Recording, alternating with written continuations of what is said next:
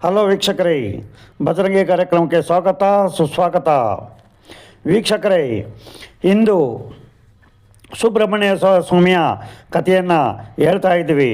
ಅದೃಷ್ಟವಂತರು ಮಾತ್ರ ಈ ಸುಬ್ರಹ್ಮಣ್ಯ ಕಥೆಯ ಕೇಳಿ.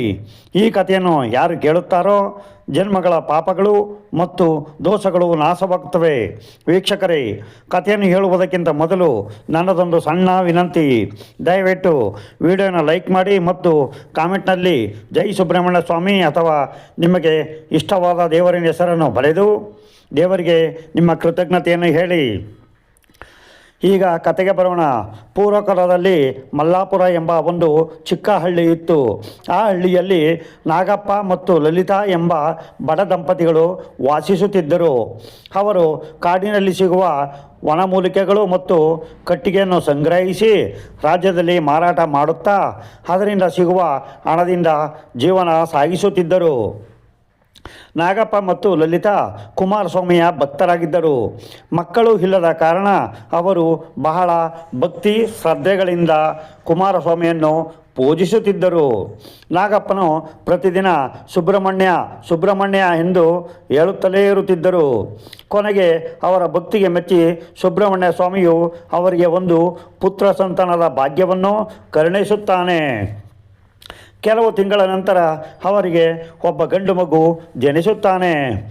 ಆ ಮಗುವಿಗೆ ದಂಡಪ್ಪ ಎಂದು ಹೆಸರಿಡುತ್ತಾರೆ. ಅವರು ತಮ್ಮಲ್ಲಿ ಏನು ಇರುತ್ತಿತ್ತೋ ಅದರಿಂದಲೇ ಅವರು ಮಗುವನ್ನು ಪ್ರೀತಿಯಿಂದ ಬೆಳೆಸಿದರು. ಅವರು ತಾವೇನೂ ತಿನ್ನದಿದ್ದರೂ ಸಹ ದಂಡಪ್ಪನಿಗೆ ಊಟ ಕೊಡುತ್ತಿದ್ದರು. ಹೀಗೆ ವರ್ಷಗಳು ಕಳೆದವು. ದಂಡಪ್ಪನಿಗೆ 5 ವರ್ಷವಾಯಿತು. ತನ್ನ ತಂದೆ ನಾಗಪ್ಪ ಯಾವಾಗಲೂ ಸುಬ್ರಹ್ಮಣ್ಯ ಸುಬ್ರಹ್ಮಣ್ಯ ಎಂದು ಹೇಳುವುದನ್ನು ಆ ಹುಡುಗ ಗಮನಿಸಿದ. ದಂಡಪ್ಪ ಕೂಡ ಸುಬ್ರಹ್ಮಣ್ಯ ಸುಬ್ರಹ್ಮಣ್ಯ ಎಂದು ಹೇಳುತ್ತಲೇ ಇರುತ್ತಿದ್ದ. ಹೀಗೆ ದಿನಗಳು ಕಳೆದವು. ಈ ಸಮಯದಲ್ಲಿ ಆ ರಾಜ್ಯದಲ್ಲಿ ಒಂದು ಭಯಂಕರವಾದ ರೋಗ ಹರಡಿತು. ಅನೇಕ ಜನರಿಗೆ ಸರಿಯಾದ ವೈದ್ಯಕೀಯ ಸಹಾಯ ಸಿಗಲಿಲ್ಲ. ಹಾಗಾಗಿ ಅವರು ಸಾಯುತ್ತಾ ಹೋದರು. ಹಣವಿದ್ದವರು ಮಾತ್ರ ಚಿಕಿತ್ಸೆ ಪಡೆದುಕೊಂಡು ಬದುಕಲು ಸಾಧ್ಯವಾಯಿತು. ಮಲ್ಲಾಪುರವು ರಾಜ್ಯದ ಒಂದು ಮೂಲೆಯಲ್ಲಿದ್ದ ಕಾರಣ ಮಹಾರಾಜ ವಿಷ್ಣುವರ್ಧನಿಗೆ ಅಲ್ಲಿಗೆ ವೈದ್ಯರನ್ನು ಕಳುಹಿಸಲು ಆಗಲಿಲ್ಲ. ಹೀಗಾಗಿ ಆ ಊರಿನ ಜನರಿಗೆ ಸರಿಯಾದ ಚಿಕಿತ್ಸೆ ಸಿಗದೆ ಅವರು ಸಾಯುತ್ತಾ ಇದ್ದರು. ಕೊನೆಗೆ ದಂಡಪ್ಪನ ತಂದೆ ತಾಯಿಗಳಾದ ನಾಗಪ್ಪ ಮತ್ತು ಲಲಿತಾ ಸಹ ಅದೇ ರೋಗದಿಂದ ಹಾಸಿಗೆ ಹಿಡಿಯುತ್ತಾರೆ. ಅವರ ಕೊನೆಯ ಕ್ಷಣಗಳು ಸಮೀಪಿಸಿದಾಗ ತಂದೆ ನಾಗಪ್ಪನು ದಂಡಪ್ಪನಿಗೆ ಹೀಗೆ ಹೇಳುತ್ತಾನೆ: ಮಗು ದಂಡಪ್ಪ, ನಮ್ಮ ಕೊನೆಯ ಗಳಿಗೆಗಳು ಹತ್ತಿರ ಬಂದಿವೆ. ನಾವು ಬದುಕುವುದು ಬಹಳ ಕಷ್ಟ. ನೀನು ಹುಷಾರಾಗಿರು ಮಗು ಎಂದು ಹೇಳುತ್ತಾನೆ. ತನ್ನ ಮಗನಿಗೆ ಎಚ್ಚರಿಕೆಗಳನ್ನು ಕೊಟ್ಟ ನಂತರ ಅವರು ಸುಬ್ರಹ್ಮಣ್ಯ ಸ್ವಾಮಿಯನ್ನು ಪ್ರಾರ್ಥಿಸಿ ಹೀಗೆ ಹೇಳುತ್ತಾರೆ: ಸ್ವಾಮಿ ಸುಬ್ರಹ್ಮಣ್ಯೇಶ್ವರ, ನಿನ್ನ ವರಪ್ರಸಾದವನ್ನು ಅನಾಥವಾಗಿ ಬಿಟ್ಟು ಹೋಗುತ್ತಿದ್ದೇವೆ. ಇನ್ನು ಮುಂದೆ ನೀನೇ ಅವನಿಗೆ ದಿಕ್ಕು, ನೀನೇ ರಕ್ಷಕ. ಈ ಮಾತುಗಳ ನಂತರ ನಾಗಪ್ಪ ಮತ್ತು ಲಲಿತಾ ಇಬ್ಬರು ದಂಡಪ್ಪನ ಕಣ್ಣು ಮುಂದೆಯೇ ಸತ್ತು ಹೋಗುತ್ತಾರೆ. ಆ ಗ್ರಾಮದಲ್ಲಿ ದಂಡಪ್ಪನಿಗೆ ಆಶ್ರಯ ನೀಡುವವರು ಯಾರೂ ಇರಲಿಲ್ಲ. ತಂದೆ ತಾಯಿಯೇ ಇಲ್ಲದೆ ಅವನು ಅನಾಥವಾಗಿ ಒಬ್ಬನೇ ಬದುಕುತ್ತಿದ್ದನು. ಅವನು ದೇವಸ್ಥಾನದ ಮುಂದೆ ಇಟ್ಟ ಪ್ರಸಾದಗಳನ್ನು ಮತ್ತು ಕಾಡಿನಲ್ಲಿ ಸಿಗುವ ಹಣ್ಣುಗಳನ್ನು ತಿನ್ನುತ್ತಾ ಜೀವನ ನಡೆಸುತ್ತಿದ್ದನು. ಆದರೆ ಅವನ ಮನಸ್ಸಿನಲ್ಲಿ ಯಾವಾಗಲೂ ಒಂದು ನೋವಿತ್ತು. ಅವನ ಕಣ್ಣ ಮುಂದೆಯೇ ತಂದೆ ತಾಯಿಗೆ ಸತ್ತು ಹೋಗಿದ್ದು ಮತ್ತೆ ಮತ್ತೆ ನೆನಪಾಗುತ್ತಲೇ ಇರುತ್ತಿತ್ತು. ದಂಡಪ್ಪನಿಗೆ ಗೊತ್ತಿಲ್ಲದಂತೆ ಒಂದು ನವಿಲು ಯಾವಾಗಲೂ ಅವನನ್ನು ಹಿಂಬಾಲಿಸುತ್ತಾ ಇತ್ತು. ಅವನು ಎಲ್ಲಿಗೆ ಹೋದರೂ ಆ ನವಿಲು ಅವನ ಹಿಂದೆಯೇ ಹೋಗುತ್ತಾ ಇತ್ತು. ಹೀಗೆ ಹಲವು ವರ್ಷಗಳು ಕಳೆದ ನಂತರ ದಂಡಪ್ಪನು ಬೆಳೆದು ದೊಡ್ಡವನಾದ. ಆದರೆ ಅವರ ಊರು ಮೂಲೆಯಲ್ಲಿ ಇದ್ದುದರಿಂದ ಜನರಿಗೆ ಸರಿಯಾದ ವೈದ್ಯಕೀಯ ಸಹಾಯ ಸಿಗದೆ ಸತ್ತಿದ್ದು ಅವನ ಮನಸ್ಸಿಗೆ ಸ್ವಲ್ಪವೂ ಸಮಾಧಾನ ಕೊಡಲಿಲ್ಲ. ಆ ಊರಿನವರಿಗಾಗಿ ಏನಾದರೂ ಮಾಡಬೇಕು ಎಂಬ ಗಟ್ಟಿ ನಿರ್ಧಾರ ಅವನಲ್ಲಿ ಮೂಡಿತು. ಹಂದಿಯಿಂದ ಅವನು ಕಳ್ಳನಾಗಿ ಬದಲಾದ. ದಾರಿಯಲ್ಲಿ ಸಿಕ್ಕವರನ್ನು ದರೋಡೆ ಮಾಡಿ ಆ ಹಣವನ್ನು ತನ್ನಂತೆಯೇ ಅನಾಥರಾದ ಎಲ್ಲರಿಗೂ ಕೊಡುತ್ತಿದ್ದನು. ಹೀಗೆ ಕೆಲವು ದಿನಗಳು ಕಳೆದ ಮೇಲೆ ಒಂದು ದಿನ ದಂಡಪ್ಪನು ಹೀಗೆ ಯೋಚಿಸುತ್ತಾನೆ: ಸಾಯಲಿ ಬದುಕಲಿ ಏನಾದರೂ ಆಗಲಿ ಇನ್ನು ಮುಂದೆ ಹೀಗೆ ಚಿಕ್ಕ ಪುಟ್ಟ ಕಳ್ಳತನಗಳನ್ನು ಮಾಡುವುದಲ್ಲ. ನನ್ನ ತಂದೆ ತಾಯಿ ಸಾಯಲು ಕಾರಣರಾದ ಈ ರಾಜ ವಿಕ್ರಮವರ್ಧನನ ಅರಮನೆಯಲ್ಲಿ ಕಳ್ಳತನ ಮಾಡಬೇಕು ಎಂದು ನಿರ್ಧರಿಸುತ್ತಾನೆ. ರಾಜ ವಿಕ್ರಮವರ್ಧನಿಗೆ 5 ವರ್ಷದ ಒಬ್ಬ ಮಗನಿದ್ದ. ಆ ಮಗನಿಗೆ ವಿದ್ಯಾಭ್ಯಾಸವನ್ನು ಪ್ರಾರಂಭಿಸಲು ಸಮಯ ಬಂದಿತು. ಅದಕ್ಕಾಗಿ ಮಹಾರಾಜ ಮತ್ತು ರಾಣಿ ಇಬ್ಬರು ಚರ್ಚೆ ಮಾಡುತ್ತಿದ್ದರು. ಇದೇ ಸಮಯದಲ್ಲಿ ಅರಮನೆಯಲ್ಲಿ ಕಳ್ಳತನ ಮಾಡಲು ಬಂದಿದ್ದ ದಂಡಪ್ಪನು ಒಂದು ಮೂಲೆಯಲ್ಲಿ ಅಡಗಿ ಕುಳಿತ. ಅವರು ಮಾತನಾಡುವುದನ್ನು ಕೇಳುತ್ತಿದ್ದನು. ಮಹಾರಾಜನು ರಾಣಿಯೊಂದಿಗೆ ಹೀಗೆ ಹೇಳುತ್ತಾನೆ, ನಾನು ನಮ್ಮ ಮಗನಿಗೆ ಗುರುಗಳ ಹತ್ತಿರ ಅಲ್ಲದೆ ಸಾಧುಗಳ ಹತ್ತಿರ ವಿದ್ಯಾಭ್ಯಾಸ ಮಾಡಿಸಬೇಕು ಎಂದು ಬಯಸುತ್ತಿದ್ದೇನೆ ಎಂದು ಹೇಳುತ್ತಾನೆ. ಅದಕ್ಕೆ ರಾಣಿಯು ಆಶ್ಚರ್ಯದಿಂದ ಕೇಳುತ್ತಾಳೆ, ಏಕೆ ಮಹಾರಾಜ, ನಮ್ಮ ರಾಜ್ಯದಲ್ಲಿಯೇ ಅನೇಕ ಶ್ರೇಷ್ಠ ಗುರುಗಳು ಇದ್ದಾರಲ್ಲವೇ? ಅವರೆಲ್ಲರನ್ನು ಬಿಟ್ಟು ಕಾಡಿನಲ್ಲಿ ಸಂಚರಿಸುವ ಸಾಧುಗಳ ಬಳಿ ವಿದ್ಯೆ ಕಲಿಯಲು ಸೇರಿಸುತ್ತೇನೆ ಎನ್ನುತ್ತಿದ್ದೀರಿ. ಅದಕ್ಕೆ ಕಾರಣವೇನು ಎಂದು ಕೇಳುತ್ತಾಳೆ. ಅದಕ್ಕೆ ಮಹಾರಾಜನು ಹೀಗೆ ಉತ್ತರಿಸುತ್ತಾನೆ, ನಮ್ಮ ಮಗನ ಜಾತಕದಲ್ಲಿ ಒಂದು ವಿಶೇಷವಿದೆ.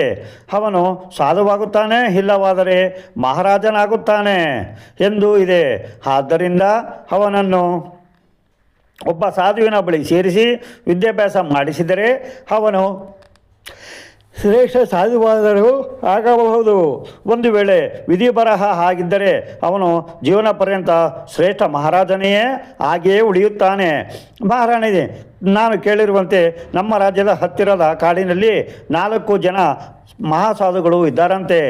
ನಾನು ಅವರ ಬಳಿಗೆ ಹೋಗಿ ಅವರಲ್ಲಿ ಯಾರು ಶ್ರೇಷ್ಠರು ಎಂದು ಪರೀಕ್ಷೆ ಮಾಡುತ್ತೇನೆ. ನಂತರ ಆ ಶ್ರೇಷ್ಠ ಸಾಧುವಿನ ಬಳಿ ನಮ್ಮ ಮಗನನ್ನು ವಿದ್ಯೆ ಕಲಿಯಲು ಸೇರಿಸುತ್ತೇನೆ ಎಂದು ಹೇಳುತ್ತಾನೆ. ಇದನ್ನು ಕೇಳಿದ ಮಹಾರಾಣಿಯು, ನಿಮ್ಮ ಯೋಚನೆ ಚೆನ್ನಾಗಿದೆ ಮಹಾರಾಜ, ನಿಮಗೆ ಹೇಗೆ ಇಷ್ಟವೋ ಹಾಗೆ ಮಾಡಿ, ನಮ್ಮ ಮಗನ ಭವಿಷ್ಯವೇ ನಮಗೆ ಮುಖ್ಯ ಎಂದು ಹೇಳುತ್ತಾಳೆ. ಮಹಾರಾಜ ಮತ್ತು ಮಹಾರಾಣಿಯ ಮಾತುಗಳನ್ನು ಅವಿತು ಕುಳಿತು ಕೇಳುತ್ತಿದ್ದ ದಂಡಪ್ಪನು ಹೀಗೆ ಯೋಚಿಸುತ್ತಾನೆ, ನಾನು ಕಳ್ಳತನ ಮಾಡಿದರೆ ಕೇವಲ ಸ್ವಲ್ಪ ಹಣವನ್ನು ಮಾತ್ರ ಕದಿಯಬಹುದು. ಅದರ ಬದಲು ಸಾಧುವಿನ ವೇಷ ಹಾಕಿಕೊಂಡು ಮಹಾರಾಜನ ಮಗನಿಗೆ ಗುರುವಾಗಿ ಬಿಟ್ಟರೆ ಆನಂತರ ಇಡೀ ರಾಜ್ಯವನ್ನೇ ನನ್ನ ಹಿಡಿತಕ್ಕೆ ತೆಗೆದುಕೊಳ್ಳಬಹುದು. ಹೀಗೆ ಯೋಚಿಸಿದ ದಂಡಪ್ಪನು ತಕ್ಷಣವೇ ಓಡಿ ಹೋಗಿ ಕಾಡಿಗೆ ಹೋಗುತ್ತಾನೆ. ಆ 4 ಜನ ಮಹಾಸಾಧುಗಳು ಎಲ್ಲೆಲ್ಲಿದ್ದಾರೆ ಎಂದು ಹುಡುಕಲು ಪ್ರಾರಂಭಿಸಿದ. ದಂಡಪ್ಪನಿಗೆ ಮೊದಲು ತಪಸ್ಸು ಮಾಡುತ್ತಿದ್ದ ಒಬ್ಬ ಸಾಧು ಕಾಣಿಸಿದ. ದಂಡಪ್ಪನು ಅವನ ಬಳಿಗೆ ಹೋಗಿ ಹೀಗೆ ಕೇಳುತ್ತಾನೆ, ಸ್ವಾಮಿ, ನಾನು ಒಳ್ಳೆಯ ನಡತೆಯನ್ನು ಕಲಿಯಬೇಕೆಂದು ಬಯಸುತ್ತಿದ್ದೇನೆ. ನಾನು ನಿಮ್ಮ ಶಿಷ್ಯನಾಗಿರುತ್ತೇನೆ. ದಯವಿಟ್ಟು ನನಗೆ ಒಂದು ಒಳ್ಳೆಯ ಮಾತನ್ನು ಹೇಳಿ ಎಂದು ಕೇಳುತ್ತಾನೆ. ಆಗ ಆ ಸಾಧುವು ಹೀಗೆ ಹೇಳುತ್ತಾನೆ, ನೋಡು ಮಗು, ಸುಳ್ಳು ಮಾತನಾಡಬಾರದು. ಸತ್ಯಕ್ಕೆ ಇರುವ ಬೆಲೆ ಇನ್ಯಾವುದಕ್ಕೂ ಇಲ್ಲ. ಯಾವುದೇ ಪರಿಸ್ಥಿತಿಯಲ್ಲೂ ಸತ್ಯವನ್ನು ಮಾತ್ರ ಬಿಡಬೇಡ ಎಂದು ಹೇಳುತ್ತಾನೆ. ಅದನ್ನು ಕೇಳಿದ ದಂಡಪ್ಪನು ಹೀಗೆ ಹೇಳುತ್ತಾನೆ, ಸ್ವಾಮಿ, ಇಷ್ಟೇನಾ? ಕೇವಲ ಸತ್ಯವನ್ನು ಮಾತ್ರ ನಂಬಿಕೊಳ್ಳಬೇಕು ಅಷ್ಟೇ ಅಲ್ಲವೇ ಎಂದು ಕೇಳುತ್ತಾನೆ. ಅದಕ್ಕೆ ಆ ಸಾಧುವು, ಹೌದು ಮಗು, ಸತ್ಯವನ್ನು ಮಾತ್ರ ನಂಬಿಕೋ. ಎಂದಿಗೂ ಸತ್ಯದ ಮಾರ್ಗವನ್ನು ಬಿಡಬೇಡ, ಸುಳ್ಳು ಹೇಳಬಾರದು ಎಂದು ಹೇಳುತ್ತಾನೆ. ಆ ಸಾಧುವಿನ ಬಳಿ ಅನುಮತಿ ಪಡೆದ ದಂಡಪ್ಪನು ಮತ್ತೊಬ್ಬ ಸಾಧುವನ್ನು ಹುಡುಕಿಕೊಂಡು ಹೊರಟನು. ದಂಡಪ್ಪನಿಗೆ ಇನ್ನೊಬ್ಬ ಸಾಧುವನ್ನು ನೋಡಿದ ತಕ್ಷಣ ಅವನು ಅವರ ಹತ್ತಿರ ಹೋಗಿ ಹೀಗೆ ಕೇಳುತ್ತಾನೆ, ಸ್ವಾಮಿ, ನಾನು ಒಳ್ಳೆಯ ನಡತೆಯಿಂದ ಇರಬೇಕು ಎಂದು ಬಯಸುತ್ತಿದ್ದೇನೆ. ನನಗೆ ಒಂದು ಒಳ್ಳೆಯ ಮಾತನ್ನು ಹೇಳಿ, ನಾನು ಅದನ್ನು ಪಾಲಿಸುತ್ತೇನೆ ಎಂದು ಹೇಳುತ್ತಾನೆ. ಅದಕ್ಕೆ ಆ ಸಾಧುವು ಹೀಗೆ ಹೇಳುತ್ತಾನೆ, ನೋಡು ಮಗು, ನೀನು ಒಳ್ಳೆಯ ನಡತೆಯಿಂದ ಇರುತ್ತೇನೆ ಎಂದು ಹೇಳುತ್ತಿದ್ದೀಯಾ? ಬಹಳ ಸಂತೋಷ. ನಿನಗೆ ಒಂದು ಮುಖ್ಯ ವಿಷಯವನ್ನು ಹೇಳುತ್ತೇನೆ, ಗಮನವಿಟ್ಟು ಕೇಳು. ಇತರರೂ ಸಹ ನಿನ್ನಂತೆಯೇ ಎಂದು ತಿಳಿದುಕೋ. ಪ್ರಪಂಚದಲ್ಲಿರುವ ಪ್ರತಿಯೊಂದು ಪ್ರಾಣಿಯೂ ನಿನ್ನಂತೆಯೇ, ಎಲ್ಲವೂ ಭಗವಂತನ ರೂಪವೇ ಆಗಿದೆ ಎಂದು ಹೇಳುತ್ತಾನೆ. ಅದನ್ನು ಕೇಳಿದ ದಂಡಪ್ಪನು, ಇನ್ನೇನಾದರೂ ಹೇಳುತ್ತೀರಾ ಎಂದು ಕೇಳುತ್ತಾನೆ. ಅದಕ್ಕೆ ಸಾಧುವು, ಇನ್ನೇನು ಇಲ್ಲ ಮಗು, ಪ್ರಪಂಚದಲ್ಲಿರುವ ಪ್ರತಿಯೊಂದು ಪ್ರಾಣಿಯು ನಿನ್ನಂತೆಯೇ ಎಂದು ತಿಳಿದುಕೋ ಎಂದು ಹೇಳಿ ಆ ಸಾಧುವು ಮತ್ತೆ ಧ್ಯಾನದಲ್ಲಿ ಮುಳುಗಿ ಹೋಗುತ್ತಾನೆ. ಅಲ್ಲಿಂದ ದಂಡಪ್ಪನು ಮತ್ತೊಬ್ಬ ಸಾಧುವಿನ ಬಳಿಗೆ ಹೋಗುತ್ತಾನೆ. ಸ್ವಲ್ಪ ಸಮಯದ ನಂತರ ಮೂರನೆಯ ಸಾಧುವಿನ ಹತ್ತಿರ ತಲುಪಿ ಹೀಗೆ ಹೇಳುತ್ತಾನೆ, ಸ್ವಾಮಿ, ನಾನು ಒಳ್ಳೆಯ ನಡತೆಯಿಂದ ಬದುಕಬೇಕು ಎಂದು ಬಯಸುತ್ತಿದ್ದೇನೆ. ನನಗೆ ಒಂದು ಒಳ್ಳೆಯ ಮಾತನ್ನು ಹೇಳಿ ನಾನು ಅದನ್ನು ತಪ್ಪದೆ ಪಾಲಿಸುತ್ತೇನೆ ಎಂದು ಹೇಳುತ್ತಾನೆ.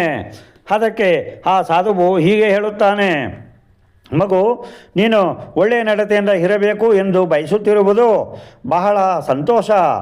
ನೀನು ಕೇಳಿದಂತೆಯೇ ನಿನಗೆ ಒಂದು ಒಳ್ಳೆಯ ಮಾತನ್ನು ಹೇಳುತ್ತೇನೆ. ಗಮನವಿಟ್ಟು ಕೇಳು. ಈ ಲೋಕದಲ್ಲಿ ಭಗವಂತನನ್ನು ಬಿಟ್ಟು ಬೇರೇನೂ ಇಲ್ಲ ಎಂದು ತಿಳಿದುಕೋ. ಎಲ್ಲದಕ್ಕೂ ಭಗವಂತನೇ ಆಧಾರ ಎಂದು ಭಾವಿಸಬೇಕು. ಪ್ರತಿಯೊಂದಕ್ಕೂ ದೇವರೇ ದಿಕ್ಕು ಎಂದು ನಂಬಬೇಕು ಎಂದು ಹೇಳುತ್ತಾನೆ. ಅದನ್ನು ಕೇಳಿದ ದಂಡಪ್ಪನು ಹೀಗೆ ಹೇಳುತ್ತಾನೆ, ಸ್ವಾಮಿ, ಇನ್ನೇನಾದರೂ ಹೇಳುವುದಿದೆಯೇ ಎಂದು ಕೇಳುತ್ತಾನೆ. ಅದಕ್ಕೆ ಸಾಧುವು, ಇನ್ನೇನೂ ಇಲ್ಲ ಮಗು, ಎಲ್ಲದಕ್ಕೂ ಭಗವಂತನೇ ದಿಕ್ಕು ಎಂದು ಭಾವಿಸು ಎಂದು ಹೇಳಿ ಆ ಮೂರನೆಯ ಸಾಧುವು ಕೂಡ ಧ್ಯಾನದಲ್ಲಿ ಮುಳುಗಿ ಹೋಗುತ್ತಾನೆ. ಇನ್ನು ದಂಡಪ್ಪನು ಅಲ್ಲಿಂದ ಹೊರಟು ನಾಲ್ಕನೆಯ ಸಾಧುವಿನ ಬಳಿಗೆ ಹೋಗುತ್ತಾನೆ. ಸ್ವಲ್ಪ ಸಮಯದ ನಂತರ ಅಲ್ಲಿಗೆ ತಲುಪಿ ನಾಲ್ಕನೆಯ ಸಾಧುವಿಗೆ ಹೇಳುತ್ತಾನೆ, ಸ್ವಾಮಿ, ನಾನು ಒಳ್ಳೆಯ ನಡತೆಯಿಂದ ಬದುಕಬೇಕು ಎಂದು ಬಯಸುತ್ತಿದ್ದೇನೆ. ನನಗೆ ಒಂದು ಒಳ್ಳೆಯ ಮಾತನ್ನು ಹೇಳಿ ನಾನು ಅದನ್ನು ತಪ್ಪದೆ ಪಾಲಿಸುತ್ತೇನೆ ಎಂದು ಕೇಳುತ್ತಾನೆ.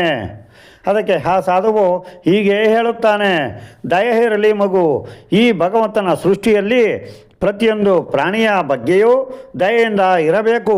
ಪ್ರತಿಯೊಂದು ಪ್ರಾಣಿಯೂ ಭಗವಂತನ ರೂಪವೇ ಆಗಿದೆ ಎಂದು ಹೇಳುತ್ತಾನೆ. ಅದಕ್ಕೆ ದಂಡಪ್ಪನು, ಸ್ವಾಮಿ, ಇನ್ನೇನಾದರೂ ಹೇಳುವುದಿದೆಯೇ ಎಂದು ಕೇಳುತ್ತಾನೆ. ಅದಕ್ಕೆ ಸಾಧುವು, ಇನ್ನೇನೂ ಇಲ್ಲ ಮಗು, ಪ್ರತಿಯೊಂದು ಪ್ರಾಣಿಯ ಬಗ್ಗೆಯೂ ದಯೆಯಿಂದ ಇರುವುದನ್ನೇ ನಿನ್ನ ಗುರಿಯಾಗಿ ಇಟ್ಟುಕೋ ಎಂದು ಹೇಳಿ ಆ ನಾಲ್ಕನೆಯ ಸಾಧುವು ಕೂಡ ಧ್ಯಾನದಲ್ಲಿ ಮುಳುಗಿ ಹೋಗುತ್ತಾನೆ. ದಂಡಪ್ಪನು ಈ ನಾಲ್ಕು ಸಾಧುಗಳ ಮಾತನ್ನು ಕೇಳಿ ಮನಸ್ಸಿನಲ್ಲಿ ನೆನಪಿಟ್ಟುಕೊಂಡ. ನಂತರ ಅವನು ಸಾಧುವಿನ ವೇಷ ಧರಿಸಿದ. ಒಂದು ಮರದ ಕೆಳಗೆ ತಾನು ಸಹ ಒಬ್ಬ ಸಾಧುವಿನಂತೆ ಕುಳಿತುಕೊಂಡ. ಸ್ನೇಹಿತರೆ, ಈ ವಿಡಿಯೋ ತುಂಬ ಲಾಂಗ್ ಆದ್ದರಿಂದ ಇಷ್ಟಿಗೆ ನಿಲ್ಲಿಸ್ತಾ ಇದ್ದೀನಿ. ಮತ್ತು ನಾಳೆ ಕಂಟಿನ್ಯೂ ಮಾಡ್ತೀನಿ. ದಯಮಾಡಿ ಎಲ್ಲ ಇದನ್ನು ಮುಂದುವರಿಸ್ಕೊಂಡು ಕೇಳಬೇಕು ಅಂತ ಕೇಳ್ಕೊತಾ ಇದ್ದೀನಿ. ಮತ್ತೆ ಬರ್ತೀನಿ. ನಮಸ್ಕಾರ.